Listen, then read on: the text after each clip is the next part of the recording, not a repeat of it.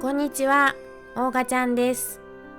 今回はオールドノリタケの図柄4、花その1を見ていきたいと思います。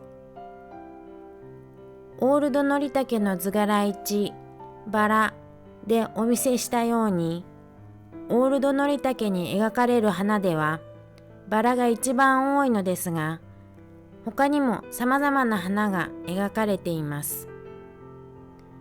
こちらはコバルト金森菊絵水差し型花瓶です。4つの窓絵すべてに菊が手書きされています。金が薄くなっているので、前の持ち主が愛用していたことがうかがわれ、時代を感じます。菊の花言葉は好奇です。日本において菊はバラ、カーネーションと並んで生産量の多い花です。これは菊絵花瓶です。菊が背景の白壁に入るよう手書きされている変わった構図の花瓶です。菊はもともと外来種で、薬草や観賞用の植物として平安時代の初め頃、中国から伝来しました。鎌倉時代に後鳥羽上皇が自らの印として菊の模様を愛用したことから、天皇及び皇室の紋章となりました。こちらはひなぎく盛り上げ水辺風景窓絵図飾り皿です。ぼかしの美しさが際立ちます。これは白菜モールドひなぎく消し絵バスケットです。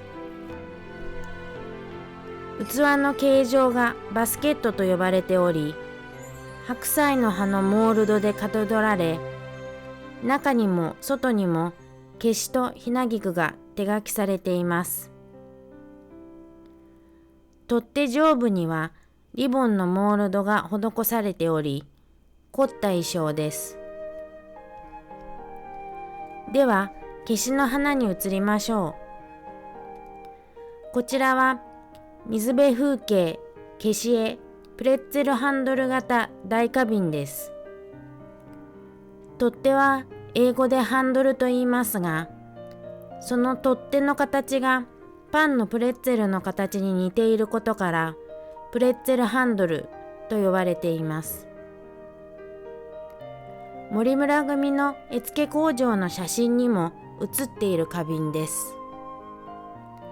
同じ形で菊の絵、そしてバラの絵もあります。これはポピーモールド花瓶です。オールドノリタケの技法語、モールドでもお見せしました。英語のポピーはヨーロッパ各地で自生していて、日本語の正式名称はひなげしです。モールドでひなげしが生き生きと描かれています。こちらは印象派の画家モネが1873年に描いたアンジャントイユのポピーです。ヨーロッパでは広大なポピー畑を見かけることがあります。私もかつてイタリア中部で真っ赤なポピーが広大な丘を埋め尽くしている光景を目の当たりにしたことがあります。ポピーは栽培植物としての歴史が古く、紀元前5000年頃のスイスの遺跡から種が発見されており、古代から薬草として使われていたと言われています。これは金森ひなげし図花瓶です。5色でひなげしが手書きされています。花瓶の首の部分にはわしの紋章のような模様が金森りで描かれています。ポピーの種、ポピーシードはいると香ばしいことから、あんパンに振りかけたり、ケーキの生地に練り込まれたり、七味唐辛子に用いられたりします。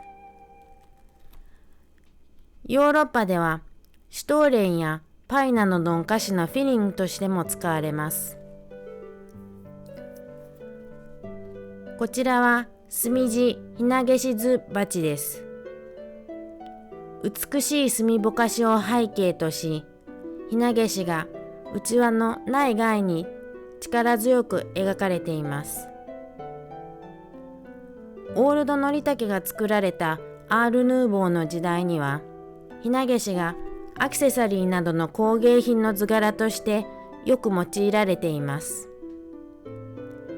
ひなげしが生み出す怪しく優美な曲線がアール・ヌーボーの衣装に適していたのだと思います。ケシの花の次はカーネーションです。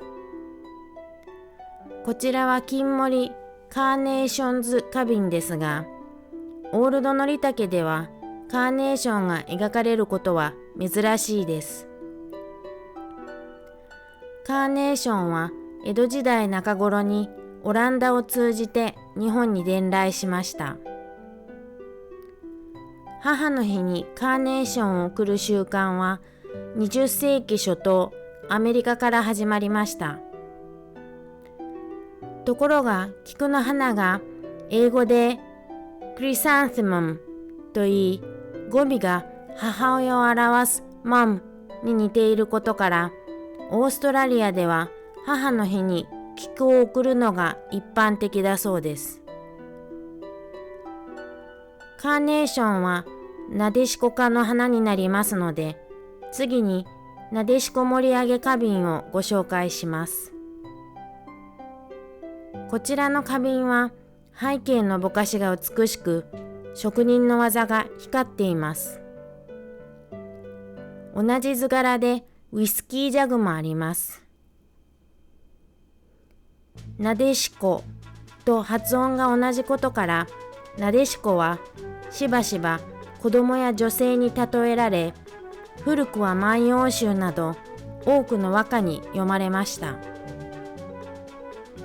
なでしこは秋の七草の一つでもあり、日本人には馴染み深い花と言えます。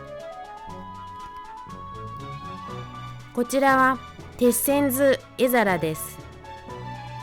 背景のぼかしによって引き立てられた鉄線が生き生きとした姿で描かれています。鉄線の花言葉は高潔。ツタが鉄線のように強いということが名前の由来です。日本へは江戸時代初期に渡来しました。俳句では鉄線花は夏の季語です。これはすずらん盛り上げ花絵飾り皿です。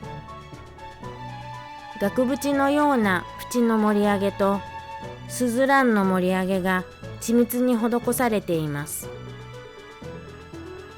オールドのりたけ特有のぼかしの技巧が光っています。フランスでは花嫁にすずらんを贈る風習があります。また5月1日には幸せを呼ぶ花としてすずらんを贈り合う習慣もあります。こちらはあざみ盛り上げ四字花瓶です。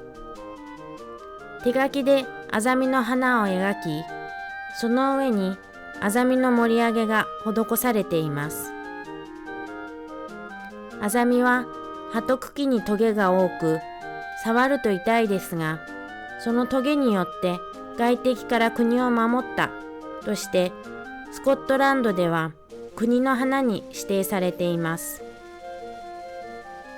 日本ではアザミの根は山ごぼうとして漬物にされたり、新芽が山菜として天ぷらやお味噌汁の具として食用されています。これはダリア超盛り上げ花瓶です。盛り上げでダリアが生き生きと描かれていますが、花の間には盛り上げで蝶が舞う姿が描かれています。ダリアは1842年にオランダから長崎に持ち込まれたと言われております。こちらはタンポポ盛り上げ花瓶です。手書きで平滑に描かれたタンポポの上に、アール・ヌーボー特有の優美な曲線を描きながら、盛り上げでタンポポの綿毛が表現されています。タンポポは野菊ですので、菊科になります。タンポポはタンポポ茶やタンポポコーヒーとして引用されます。タンポポコーヒーはカフェインを含まないので健康に良いとして近年注目されています。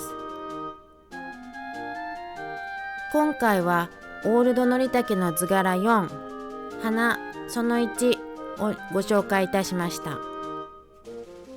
次回はオールドノリタケの図柄4、花その2をご紹介いたします。